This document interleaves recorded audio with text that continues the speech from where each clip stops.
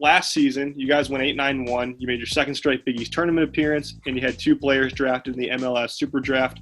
How do you build on last season and try to take the next step towards a run in not only the Big East tournament, but also the NCAA tournament? Yeah, it's a great question. I think that I thought last year at times we were a fantastic team. We were really exciting to watch. We were in a lot of games, and I felt that we probably fell short in a few games that we dominated the play, but didn't put the ball in the back of the net and couldn't keep the ball out of the net on the other side. To be better next year, I think what we need to do is we need to score more goals and give up less. I think at crucial times and at crucial moments in the game, if we're a little bit better organized, or sometimes a little bit more realistic and sometimes a little bit more cynical.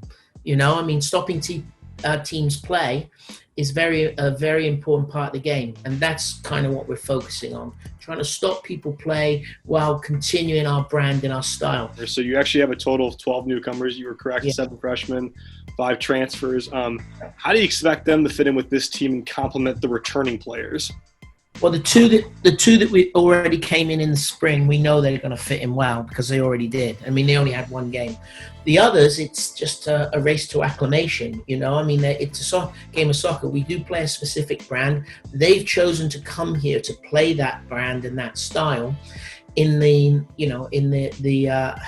wake of the pandemic, we've done a lot of tactical Zooms, we've shared videotape, we've kind of done question and answers, and I think from a virtual IQ kind of thing, they have an idea.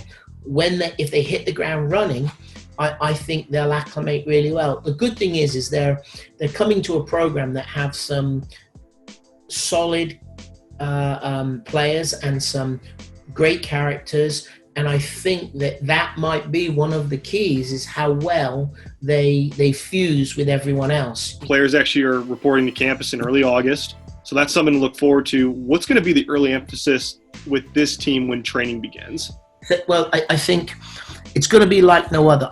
I think our university has done an unbelievable job, and there were a lot of people behind the scenes. Our sport administrator, Mike Broker, all of our staff.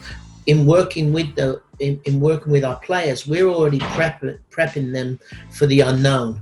What it will look like is with our sport performance, I think Emily Jacobson and our athletic training staff, we're going to have a gauge for exactly how fit our guys are, what they've done, what they're capable of doing. And I think that we do a kind of a periodization anyway for our training. And, pre-season, no one ever plays 90 minutes when they first come. But instead of, a 50-minute or a 70-minute, it could be as little as a 20-minute, a 30-minute, and then maybe a 60-minute. And I don't know if by the time we get to when we've played our last exhibition game, assuming they all, we check all of them off, I don't know if there'll be one person that can play 90 minutes when we open up. I just don't know. And I think that we will use the technology and we'll use the eye and the experience. So I think that just like dieting, I think if you eat a little but often, we may have to shrink what we want. We can't take big chunks and chew on it and think we're going to be okay. We've got to do little and often. So we may still have a 2-a-day, but a 2-a-day of 60 minutes instead of, a 2-a-day of 90. And really, there's no breaking down to build up. That's just building on what they've got. And I think that will be a big difference for our guys.